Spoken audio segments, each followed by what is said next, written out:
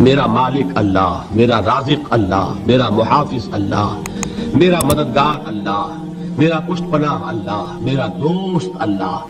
یہ دوستی ہے اللہ کی جو لب لباب ہے، حاصل ہے ایمان کا. اسی کا نام ولایت ہے. اولیاء اللہ کے سروں پر سینگ نہیں ہوتے.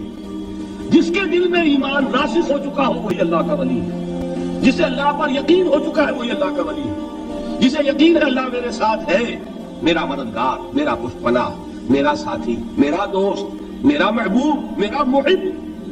اللہ اہل ایمان سے محبت کرتا ہے. واللہ یحب الصادقین. ان اللہ یحب الذین یقاتلون فی سبیلہ صفا کانہم بنیان مرصوص. اللہ محبت کرنے والا اہل ایمان محبوب، اور اہل ایمان محبت کرنے والے اللہ محبوب. والذین آمنوا اشد حبا للہ. آپ تصور کیجئے جسے یہ رشتہ ایمان یا رشتہ ولایت حاصل ہو جائے، الا ان اولیاء اللہ لا خوف علیہم ولا هم یحزنون.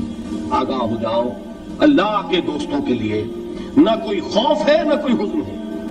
اور میں بیان کر چکا تھا، خوف اور حزن کے خاتمے ہی کا نام امن ہے. زوال خوف، زوال حزن. یہ خوف اور حزن کیوں آتے ہیں بار بار؟ اللہ تخافوا ولا تحزنوا، دونوں آ گئے. الا ان اولیاء اللہ لا خوف علیہم ولا هم یحزنون، پھر وہی دو. وہ کیوں ہے؟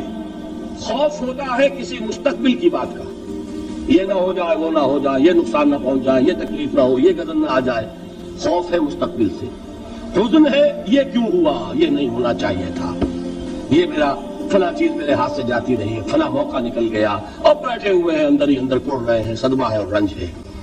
اور جو اللہ پر ایمان رکھتا ہے وہ جانتا ہے ما اصاب من مصیبت فی الارض ولا فی انفسکم الا فی کتاب من قبل ان نبرأها ان ذلک علی اللہ یسیر لکی لا تعصوا علی ما فاتکم ولا تفرحوا بما آتاکم واللہ لا یحب کل مختال فخور. اس زمین میں یا تمہاری جانوں میں کوئی تکلیف، کوئی مصیبت نہیں آ سکتی سوائے اس کے کہ جو اللہ نے لکھ دی ہو اس سے پہلے کہ وہ ظاہر ہو. جس کو یہ حقیقت معلوم ہو گئی اس کو یہ طرز عمل اختیار کرنا چاہیے. جو چیز چھن جائے، جاتی رہے، چھوٹ جائے، اس پر افسوس نہ کرو. کس نے چھینی؟ دوست نے. دوست کے فیصلے پر شکایت. دوستی کو بٹا لگا رہے ہو. سرے تسلیم خم ہے جو مزاج یار میں آئے. اگر دوستی ہے تو پھر تو تمہیں گردن جھکانی چاہیے کہ ہر ساقی ہماری عین الطاف است. جو بھی میرا ساقی میرے پیالے میں ڈال دے اس کا کرم ہے. جو اس کی طرف سے آئے اس پر کوئی رنج نہیں، کوئی صدمہ نہیں، کوئی غم نہیں، کوئی شکایت نہیں، کوئی شکوہ نہیں. اور جو ہوگا وہ اس کے اذن کے بغیر نہیں ہوگا، اور اس کا اذن ہوگا تو یقیناً میرے لیے خیر ہی خیر ہے. چاہے وہ ناگوار شے ہو، بظاہر مجھے اچھی نہ لگ رہی ہو، میری شارٹ سائٹڈنس میں مجھے وہ نظر آ رہی ہے کہ میرے لیے بری ہے، لیکن قرآن نے کہا ہے عسیٰ ان تکرہوا شیئا وہو خیر لکم وعسیٰ ان تحبوا شیئا وہو شر لکم واللہ یعلم وانتم لا تعلمون. ہو سکتا ہے تم کسی چیز کو ناپسند کرو درحال کہ اسی میں تمہارا خیر ہو، اور ہو سکتا ہے تم کسی چیز کو پسند کرو درحال کہ اس میں تمہارا شر ہو. اللہ جانتا ہے، تم نہیں جانتے. جب مجھے یہ بات معلوم ہو گئی میں نے اپنا معاملہ اللہ کے حوالے کیا. سپر تم پہ تو مایا خیش راہ اتانی حساب کم و بیش راہ. اے رب جو تو چاہتا ہے وہ ہو. تیرے علم میں جو شے میرے لیے خیر ہے وہ ہو جائے. میری کوئی پسند نہیں، میری کوئی چاہت نہیں. یہ ہے راضی برضائے رب. اکبر الہآبادی نے اسے کہا ہے رضائے حق پہ راضی رہ. یہ حرف آرزو کیسا؟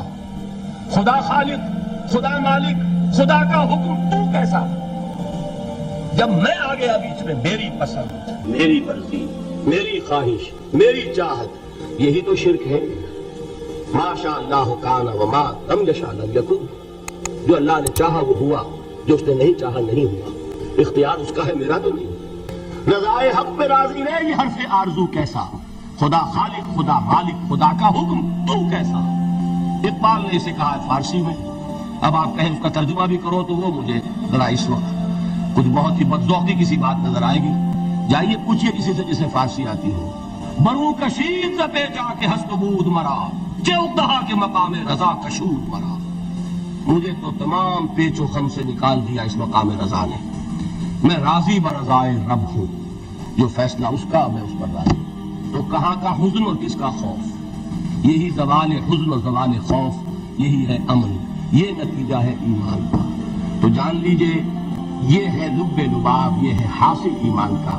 یہ ہے تو ایمان ہے، یہ نہیں ہے تو ایمان نہیں.